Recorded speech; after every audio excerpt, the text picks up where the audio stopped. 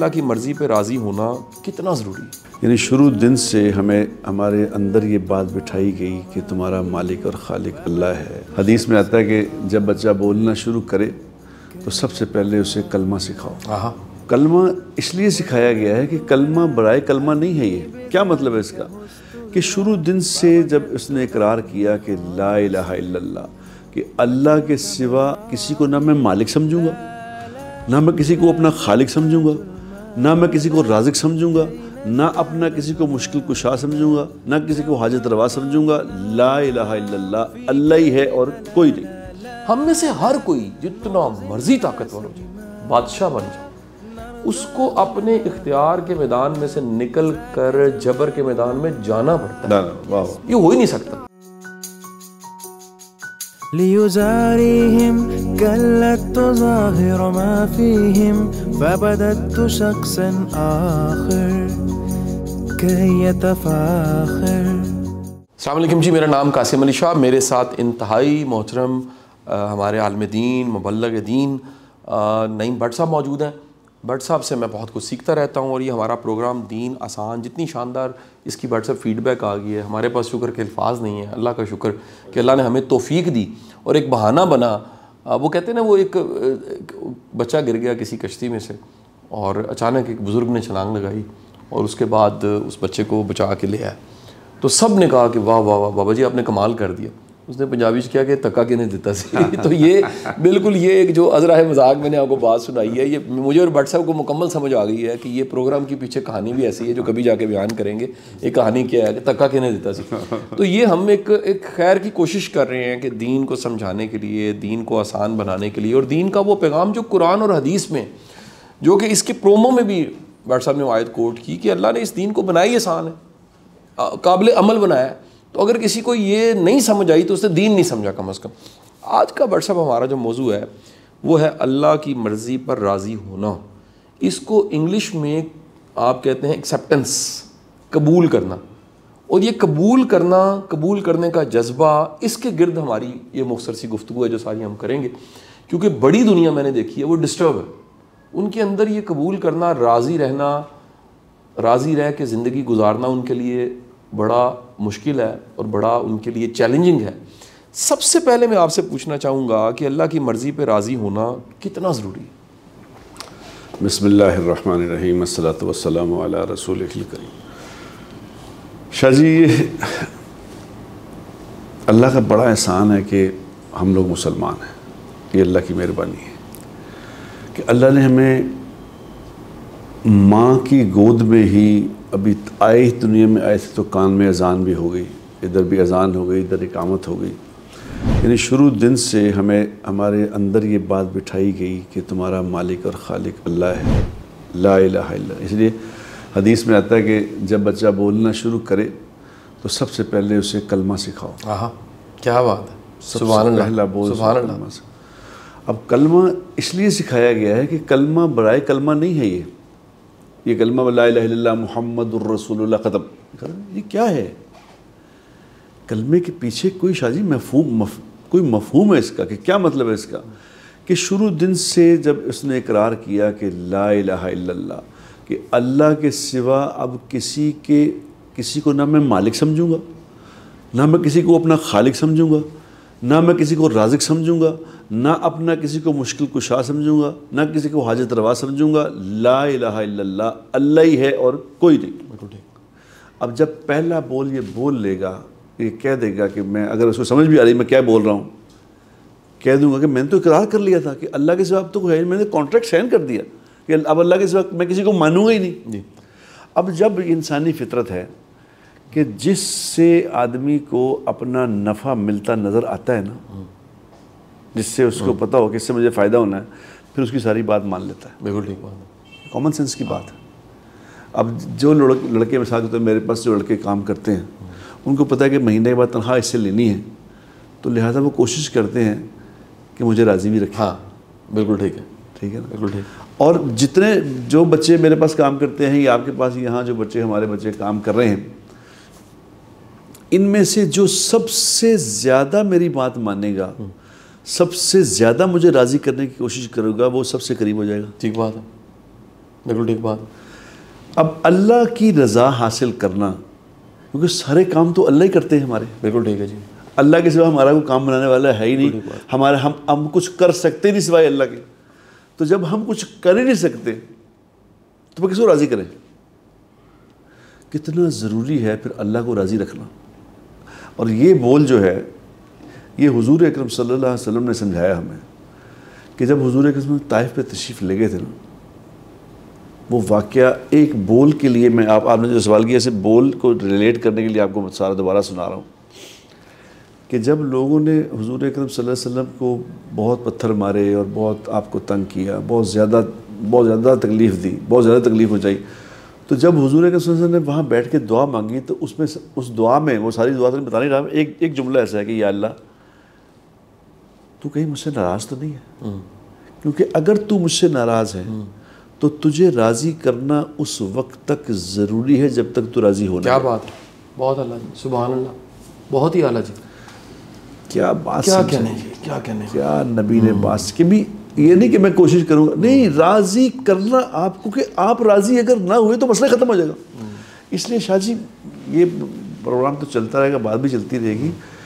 اگر اللہ کو راضی کرنا ہم اپنا نصب العین بنا لیں تو پھر خدا کی قسم سارا مسئلہ ختم. کیا بات. اچھا بٹ صاحب، میں نے کیونکہ یہ ایک ایسا موضوع ہے کہ ہر کاؤنسلنگ کرنے والا، یہ محلے کا کاؤنسلر نہیں، کیونکہ سننے والوں کو ہمیں وضاحت دینی چاہیے، کوچنگ کرنے والا، ٹرینر، ٹیچر، استاد، مربی، اتالیق، اس کے بعد مرشد، رہبر، ہادی، اس کا ایک سبجیکٹ یہ ہوتا ہے، ایک ایسا سبجیکٹ ہے کہ بیٹا قبول کر لو. یہ اس کے بغیر کوچنگ کاؤنسلنگ کسی میں تبدیلی نہیں آ سکتی. زندگی میں بہت کچھ ایسا ہے جس کو صرف قبول کرنا ہے. بالکل صحیح. ایک اختیار کا میدان ہے، بالکل زبردست، جس کو قدر کہا گیا، اور ایک وہ میدان ہے جس کو جبر کہا گیا، مسئلہ جبر و قدر. واہ. کہ آپ کا میدان ایک ہے، ایک رب کی مرضی کا میدان ہے، اور یہ جو آپ کا اختیار کا میدان، آپ کا کمال کمول کوئی نہیں ہے. بے شک. یہ اس کی عنایت ہے کہ اس نے آپ کو اختیار دیا ہوا ہے. سبحان. یہ دو سرکلز ہیں، دو میدان ہیں، جس میں سے ایک آپ کا اپنا میدان ہے، ایک وہ میدان ہے جہاں اختیار نہیں ہے، قبول کرنا ہے. ہم میں سے ہر کوئی جتنا مرضی طاقتور ہو جائے، بادشاہ بن جائے، اس کو اپنے اختیار کے میدان میں سے نکل کر جبر کے میدان میں جانا پڑتا ہے. واہ. یہ ہو ہی نہیں سکتا. واہ. امریکہ کا صدر ہو، پاکستان کا وزیر اعظم ہو، آرمی چیف ہو، کوئی ہو، اختیار کے میدان سے نکل کے جبر کے میدان میں، یعنی تقدیر کے قبول کرنے والے میدان میں اس کو جانا پڑتا ہے. اب یہاں پر نا یہ ساری جو تمہید میں نے باندھی ہے، میں اس نتیجے پہ پہنچا ہوں، ہم کہیں بچپن سے ہی غلطی کرتے ہیں. بٹ صاحب دیکھا گیا وہ بچے جن کی ہر فرمائش پوری ہوتی ہے نا، اے بڑا لاڈلا ہے، اے میرا کاکا ہے، اینو تو میں نہ ہی نہیں کر سکتا. نفسیات یہ کہتی ہے کہ دراصل ہم اسے سکھا رہے ہوتے ہیں کہ ہر چیز کو پھر اپنی مرضی کے مطابق کرنا، قبول کرنے کا مادہ کوئی نہیں ہوتا. یہ جو بڑے لاڈلے بچے ہوتے ہیں نا، یہ زندگی میں بڑے مشکل ہوتے ہیں، لگ پتہ جاتا ہے، کیونکہ جو میدان ہے اختیار کا وہ ہر جگہ نہیں ملتا، تقدیر کا اور جبر کا میدان ملتا ہے، وہاں یہ روتے ہیں، ڈپریشن کے مریض بن جاتے ہیں. آپ کیا سمجھتے ہیں یہ جو انکار سننا ہے، یہ جو نہ سننا ہے کہ میں نہیں کر سکتا، میرے بس میں نہیں ہے، یہ بچپن سے ہی بچوں کو یہ بتانا کہ بیٹے یہ نہیں ہو سکتا، یہ کتنا ضروری. یہ ہم کہتے ہیں چاند تارے توڑ کے سارے ہم بچوں کے لیے لے آئیں گے، اور یہ مزاج کتنا خوفناک ایک بنتا ہے بچے کا کہ اب زندگی بھی ایسی ہے، وہاں پر بھی باپ ملے گا، ماں ملے گی، ماما چاچا ملے گا، ہر چیز ہو جائے گی. بچپن سے قبول کرنے کی عادت کو پیدا کرنا کتنا ضروری ہے. اب یہی شاہ جی، اگر اب اس پہ اگر میں اب ایسے نہیں آپ کو کہتا ہوتا کہ میں آپ کے ساتھ آگے بیٹھ گیا ہوں دین آسان کے پروگرام میں آپ کو کہتا تھا کہ یار یہ بغیر داڑھی کے بلی ہے. سر میں بڑا بندہ ہوں. آپ کی جو آپ یہ گفتگو، یہ اختیار والی جو آپ نے بات کی، بہت بڑی بات کی ہے آپ نے. اس کے پیچھے اصل میں اگر غور کریں تو ساری گیم اسی کے پیچھے ہے. آدمی ٹوٹتا کہاں ہے؟ وہ کہتے ہیں میری نہیں چل رہی.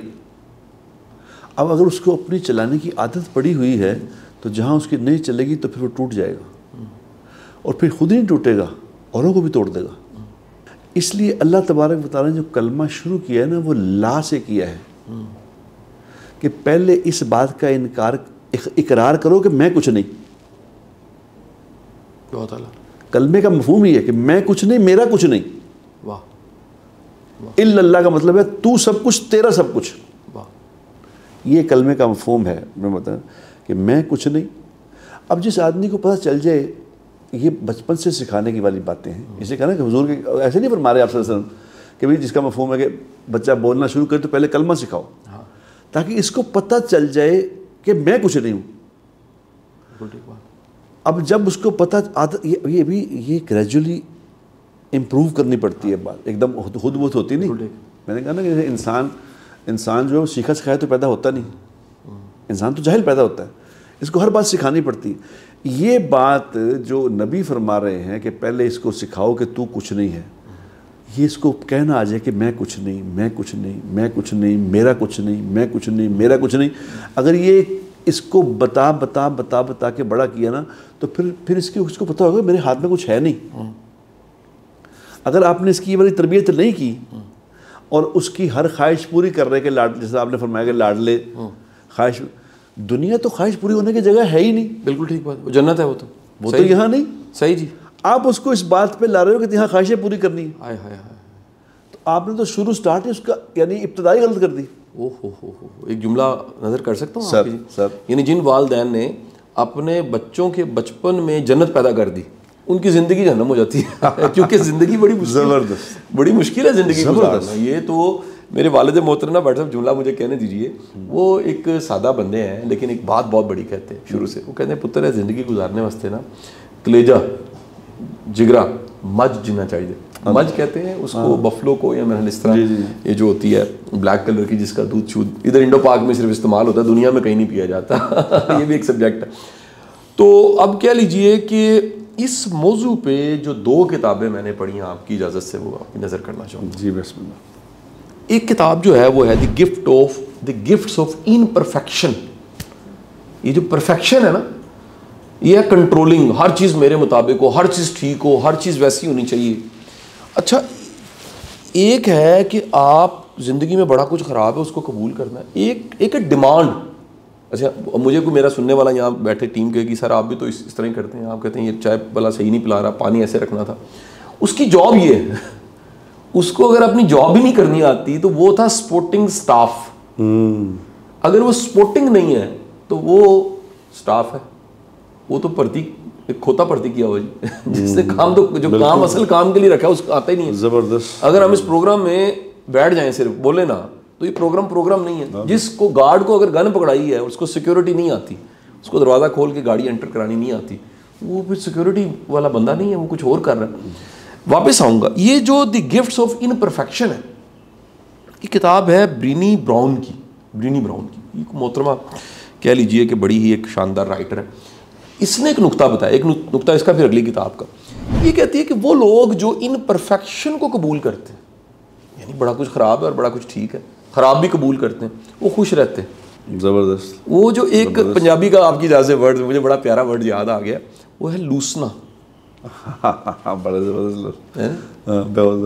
وہ ایک شاعر ہے, وہ بابا غلام حسین, اس کی ایک شاعری ہے, اس پہ وہ کہتا ہے میرا لوسیا ایک لوں. ٹھیک ہے کہ نہیں. اٹھ شاہ حسینہ, بڑے ٹھیک پنجابی کا لفظ ہے. لوسیا جو ہوتا ہے نا, ہوتا ہے سڑا ہوا, لوں ہوتا ہے جسم کے. یہ جو جن کے ہر وقت ہی لوسے ہوئے ہوتے ہیں, یہ وہ ہوتے ہیں جو ہر چیز کو ٹھیک کرنے کی کوشش کر رہے ہیں. تو برینی براؤن کہتی ہے کہ وہ لوگ جو قبول کرتے ہیں نا وہ خوش رہتے ہیں. نمبر 2, دوسری کتاب ہے لرن آپٹمزم بائی مارٹن سیلیگمین. سیلیگمین جو ہے, یہ مارٹن سیلیگمین کی کتاب لرن آپٹمزم. اس کا مطلب یہ ہے کہ بڑا کچھ جو خراب ہے, اس کتاب کا جملہ کوٹ کروں, بڑا کچھ جو خراب ہے اس میں کوئی حکمت ہے, ایسے ہی نہیں ہے. یہ جو ہمیں کوئی ٹیڑھا میڑھا لگ رہا ہے وہ بھی کوئی سیمیٹری ہے.